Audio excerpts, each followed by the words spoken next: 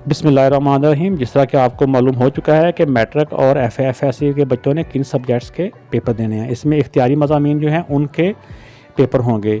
इस तरह आर्ट्स के जो कंपलसरी सब्जेक्ट हैं इंग्लिश, उर्दू, इस्लामियात और पाक स्टडी, इनके नंबर किस तरह लगने हैं ये फार्मूला पेश किया गया है, जो कि मैं आपके सामने पेश कर रहा हूँ। हर इख्तियारी मज़मून को एक लाजमी मज़मून के साथ अटैच किया गया है।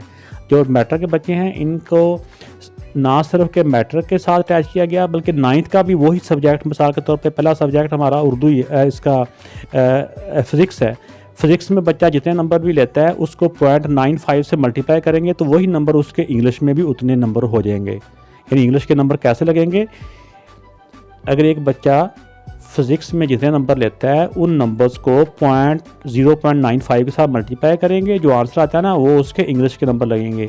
यही नंबर उसके 10th में लगेंगे और इतने ही नंबर उसके 9th क्लास में लगेंगे।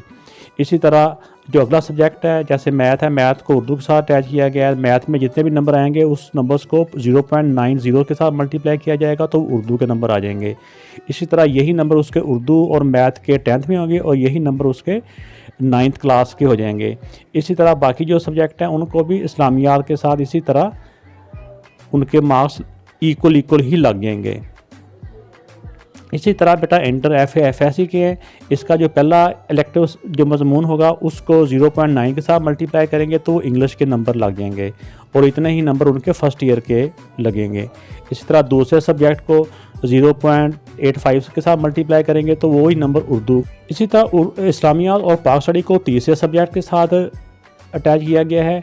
तीसरे सब्जेक्ट में जो भी नंबर आएंगे उसको 0.95 के साथ मल्टीप्लाई करेंगे तो उतने ही नंबर इस्लामियात के होंगे, उतने ही नंबर पाक स्टडी के होंगे, यही नंबर उसके सेकंड ईयर के होंगे, यही नंबर उनके फर्स्ट ईयर के होंगे। इस तरह आपको ये बड़े अच्छी तरह से पेपर देने होंगे ताकि आपके अच्छे नंबर बन जाएं। ये बेटा उन सब्जेक्ट की तफसील है जिन सब्जेक्ट्स के पेपर आप लोगों ने देने हैं। अगर एक बच्चा इसी रूल के मुताबिक अगर एक बच्चा मैथ में फ़ेल होता है तो समझो सिर्फ मैथ में नहीं फ़ेल होता, मैथ का अगर जो है मैथ उर्दू के साथ अटैच है तो वो समझो मैथ में भी फ़ेल हो गया, उर्दू में भी फ़ेल हो गया। तो जो बच्चा इस तरह से 2 सब्जेक्ट में फ़ेल होता है उसको फ़ेल कंसीडर किया जाएगा।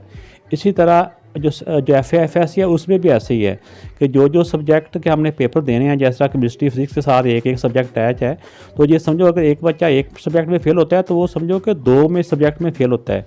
तो ये 2 में फ़ेल होने का मतलब ये होता है कि ये सेकंड ईयर के भी 2 सब्जेक्ट में फ़ेल है और फर्स्ट ईयर के भी 2 में फ़ेल है। तो इस तरह वो as a whole fail consider होगा।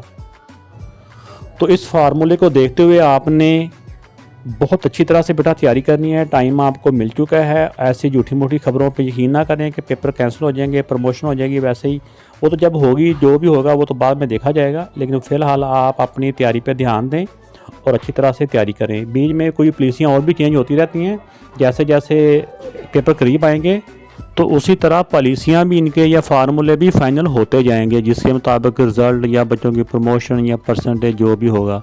आप अपना ख्याल रखिएगा। अल्लाह हाफ़िज़।